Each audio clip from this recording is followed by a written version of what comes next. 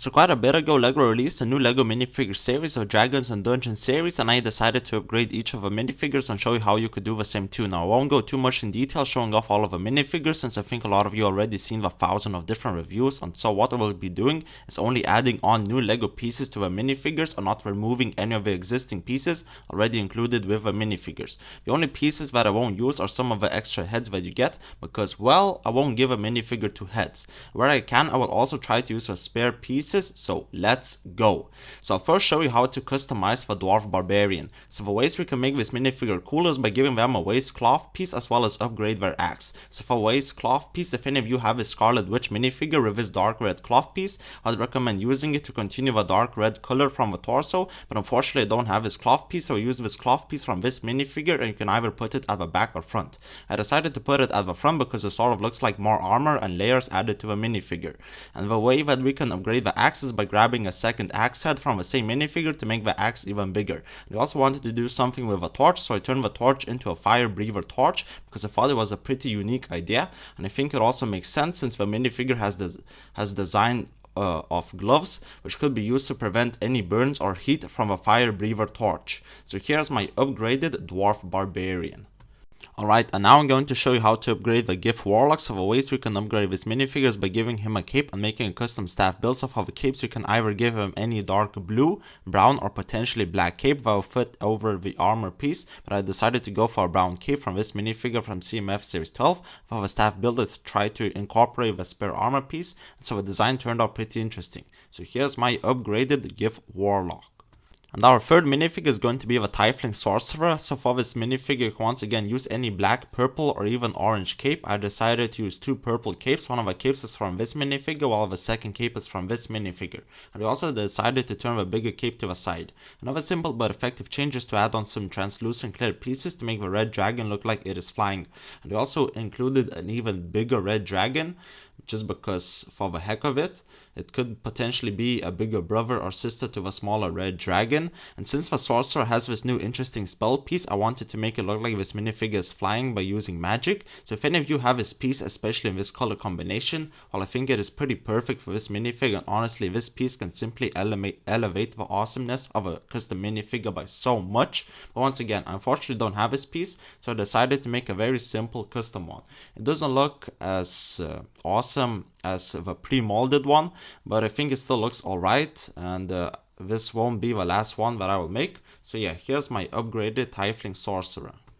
And now I'm going to show you how to upgrade the Dragonborn Paladin, which I think is the minifigure that all of you are looking forward to. So there are actually a lot of ways where we can upgrade this minifigure. First of all, for the head, you insert in these 2 horns, and so instead of these horns, you can insert any golden piece that has a bar on them. And so here are some examples. I decided to use these gold pieces, and since I gave myself a challenge to use almost every single piece included with the minifigures, I also slid in the original spike pieces into the holes, and now the horns look even more interesting. For cape, you can either add on any white or blue soft cape, but I use the white cape from this minifigure, and underneath the armor you can see the print of white clothing, and so on the legs you can put any white cloth leg piece, and I use the white Star Wars Kama, which looks awesome, and it is a really big shame that Kama cloth pieces are super rare now. And for the mace, I made it slightly big, so now it looks like either a very long mace or magical staff. So now let's move on. The next minifigure is the Halfling Druid. So for this minifigure, I gave them the cape piece from the Lego Ninjago movie Jungle Garmadon, since it works really well with the color scheme of this character. And I of course upgraded the staff, which turned out alright, but I know that all of you can do a lot better. And since it is a druid, I decided to give this minifigure some more animals and plants as companions. And so the next minifigure that I'm going to upgrade is going to be our Cocka Ranger, which at first was one of my least favorite minifigures, but with some changes it became one of my favorites. So I first gave him some dark tan shoulder armor to match with a bow, and I do kind of find it awkward how this minifigure comes with a bow but with no arrows, and it is understandable because you can't actually put the arrow piece due to the wings, and so just put that piece at the front, which some people might find awkward, but once again it is up to you. I do also find it awkward how the legs have printing at the front but no printing on the sides. So to fix that, I once again gave it the white Kama cloth piece, and you can still see the printing at the front, which is fantastic. And the best change to this minifigure is of course to give him some translucent pieces to make him look like he is flying, and I think that this change is just fantastic because I can already imagine a mock with at least 3 of these minifigures doing an ambush on some knights. And so for the Mind Flayer, I made some very simple changes. I simply gave him some black shoulder armor as well as a black cape, and I of course put the Intellect Devourer on a Knight minifigure so that he could mind control them. So yeah, really simple changes, but I think that is enough to upgrade this minifigure. And so for Rad Von Zarovich, the first change that you should make is of course give him a red translucent stud into his cup, because of course he's a vampire, and if you want you can replace his dark blue cape with either a red or gray cape. But of course I cannot do that, and so I just simply added an additional cape onto the dark blue cape. I used the cape from CMF Series 25, and since both of these capes are stiff, I cannot fully connect the hairpiece down, and so it is being held with friction. And just like for the Tieling Sorcerer, I decided to make him a spell magic effect. And so what I did was use a bunch of 2x2 round plates, and I made them in a similar pattern, as well as I included some studs just to give more texture. So here's Rad Von Zarovich, and I think he turned out pretty awesome. So for the elf bard, I made two very simple changes. So I simply gave him two cloth pieces. So for the legs, I gave him this turquoise skirt cloth piece from Lego Simpsons CMF Series 2, and I absolutely love how this turned out. I really like how it continues the color from the torso down to the legs. And if you want, you can also give him a magenta cape, which I got from Disney CMF Series 2. So yeah, here is the elf bard. I really like these changes. And so the Lady of Pain is a fairly difficult minifigure to upgrade, but what I did for her is give her this orange skirt piece, which I got from CMF Series 18 from this minifigure, and I also made her another spell effect, which I made surrounding this 2x2 translucent round brick, which I got from the actual minifigure, and I do really like how this spell effect and magic effect turned out. So yeah, here's the Lady of Pain, pretty cool minifigure.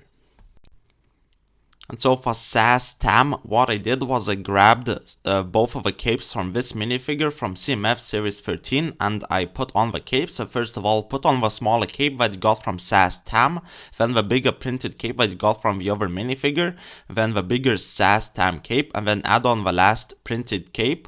And so here is SAS Tam with all the capes, which I think turned out pretty awesome. And then I also added on this headgear piece that I got from this minifigure from Disney CMF Series 2, and I really like how this turned out. And since SAS Tam is sort of like a skeleton and he has fire effects, I decided to give him a burned skeleton as a companion. And if you want, you can also give him a similar magic effect that I made for the Lady of Pain. So here is SAS Tam, and I really like how this minifigure turned out. And finally, for the last minifigure, Tash the Witch, all I did was simply give her a black cape, and if you want, you can also give her some sort of magic spell effect since she is a witch, but I have ran out of pieces, and so instead what I did was I made a separate build for the cauldron, and so the cauldron is hanging above a campfire, and I do quite like how this scenery turned out. So yeah, here is Tash the Witch, and now we have completed the video. But I mean, yeah, everybody, this is going to be the end for this video. Thank you all so much for watching. I hope you all enjoyed this video. I am really sorry that this video took such a long time to make. I did try my best to, make very cool minifigures, and it took a lot of time to be, creative and to find different ideas and ways to make the minifigures cooler. But I hope that this video did what it was supposed to do, which was simply inspire all of you to go out of your way and try to make some custom minifigures and just make minifigures 10 times better. So yeah, thank you all so much for watching, and I hope you all have great holidays. Bricks of them out. Goodbye.